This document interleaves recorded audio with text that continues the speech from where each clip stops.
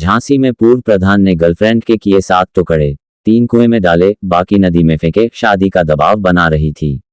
झांसी में पूर्व प्रधान ने अपनी गर्लफ्रेंड की गला घोंटकर हत्या कर दी। इसके बाद लाश को 7 टुकड़ों में काटा डाला, 3 टुकड़े बोरियों में भरकर कुएं में फेंक दिए, बाकी टुकड़ों को 7 किलोमीटर दूर नदी में फेंक आया। 9 अगस्त को हुई इस वारदात में उसके 2 साथी भी शामिल थे। इसके 4 दिन बाद 13 अगस्त को कुएं के अंदर 2 बोरियों में 2 टुकड़े मिले तो सनसनी फैल गई। इसके बाद पुलिस की 18 टीमों ने मिलकर मामले की छानबीन की। तब जाकर मंगलवार को शव की शिनाख्त रचना यादव 35 के रूप में हो पाए। इसके बाद पुलिस कड़ी से कड़ी जोड़ते हुए बुधवार को महेवा गांव के पूर्व प्रधान संजय पटेल और उसके भतीजे संदीप पटेल को गिरफ्तार कर लिया। दोनों की निशानदेही पर पुलिस ने नदी के अंदर से महिला का सिर समेत अन्य बॉडी के पार्ट बरामद कर लिए। पुलिस ने संजय पटेल और संदीप पटेल को जेल भेज दिया है। अभी एक आरोपी प्रदीप उर्फ दीपक अहिरवार फरार है। Report Pankaj Malviya, millions time news 24। देखिए, आप सभी को विदित है कि दिनांक 13/8/2025 को थाना तोड़ी फतेहपुर झांसी में काशीपुरा गांव के यहाँ एक घनी जंगल में कुएं में कुछ शव के टुकड़े मिले थे, अलग अलग बोरियों में डाला हुआ।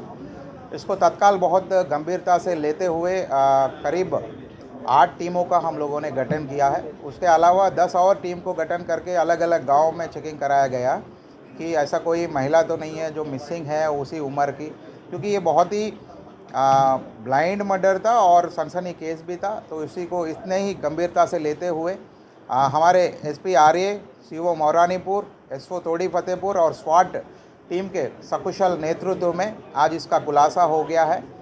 उक्त महिला का नाम है रचना यादव, जो तीतमगढ़ की निवासी थी, और जो अक्यूज्ड है, जिन्होंने ये घटना कारित की है, ये उनका नाम है संदीप संजय पटेल, जो महेवा गांव तोड़ी फतेहपुर के निवासी है। संदीप पटेल जो इनके भतीजा लगता है, जो तोड़ी फतेहपुर महेवा गांव के निवासी है। और एक और साथी था इनका जिन्होंने षड्यंत्र भी रचा और मारने में सहयोग भी किया, उनका नाम है प्रदीप अहिरवार। ये तीनों ने काम किया था। प्रथम दृष्टया पूछताछ के दौरान ये पता चला कि एक पर्टिकुलर मुकदमा जो उक्त महिला ने अपने पूर्व पति के ऊपर, जो पति और उनके परिवार के ऊपर लिखवाया था, उसका पैरवी ये जो संजय पटेल, जो पूर्व प्रधान भी था महेवा गांव के, वो उसका पैरवी कर रहा था। उसी दौरान इस महिला के साथ उनके संबंध बन गए। संबंध में जो निजी संबंधों में जो तनाव आया है, बाद में शादी करने हेतु वगैरह जो महिला उनको दबाव बना रही थी, पैसे के संबंध में कुछ तनाव थी, उसी में इन्होंने षड्यंत्र रचाया और तीनों ने उस महिला को मार भी दिया और इस घटना का अंजाम दिया है। और इसी मामले में इस ब्लाइंड मर्डर को जिस बृहद तरीके से कार्रवाई करते हुए काम पूरा टीम ने किया है, उसके लिए डीआईजी रेंज महोदय ने पूरी टीम को 50,000 का इनाम घोषित किया है। पहचान कैसे हो पाई?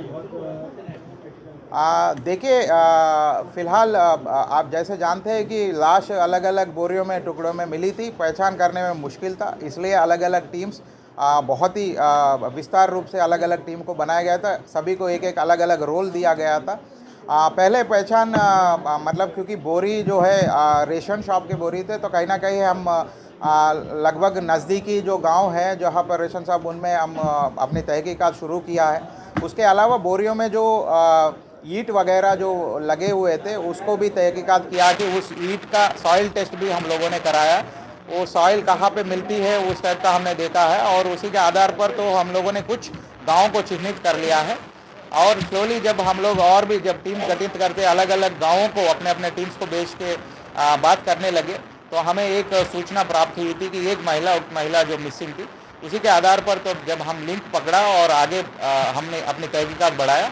आज आप लोगों के सहयोग से और बाकी हमारे टीम के बृहद कार्रवाई से आज इस घटना का खुलासा हो गया। मिसिंग पार्ट जो है अलग जगह पे डाले हुए थे, वो भी मिल गए हैं और बाकी अभी पूछताछ चल रही है, विवेचना प्रचलित है, और भी जो भी आपको हमारे सामने आएंगे वो भी आपको अवगत कराएंगे। फिलहाल वहीं पे एक पुल थी, वो जब पूछताछ के दौरान पता चला कि ये पुल के नीचे कहीं पर एक जो बोरी और भी डाले हुए थे, वहाँ पर चेकिंग किया तो हमें प्राप्त हुआ। फिलहाल पूछताछ के दौरान प्रथम दृष्टया यही पता चला कि पहले महिला को गला दबाकर मार दिया गया था, फिर उसके बाद इन्होंने अपने आप को बचाने के लिए और घटना का मतलब सही खुलासा ना होने के लिए बॉडी को अलग अलग पार्ट्स बनाकर अलग अलग बोरियों में रख इसको उन्होंने अलग अलग जगह पे फेंक दिया। फिलहाल ये 13/8/2025 की बात है और उनसे जब पूछताछ हुई उन्होंने कहा कि 4 दिन पहले उसका किया है और भी पूछताछ चल रही है। सही डेट और सही चीज़ें आपको हम पूरे पूछताछ के दौरान आपको पता चलेगी। हाँ, जैसे हमने कहा कि उनकी मेन मकसद यही है कि वो पकड़ा ना जाए और पुलिस को गुमराह करने के लिए ही उन्होंने ऐसे अलग अलग पार्ट बना के अलग अलग जगह पे बनाया। फिलहाल इन्होंने जो पूछताछ के दौरान ये पता चला कि इसी कार में वो भ्रमण करते रहे और उनको मतलब जो भी उनके निजी संबंध थे या तनाव थी, उस तनाव को उनको पहले मतलब उनको समझाने लगे हैं। जब महिला ने नहीं समझा तो कार में ही उन्होंने उनको गला दबा के मार दिया था। फिर उसके बाद एक जगह जो कुआं में जो हमें बोरी मिले वहीं पे कुएं पे इन्होंने बॉडी को काटा है और फिर वहाँ से अलग अलग जगह पे उसको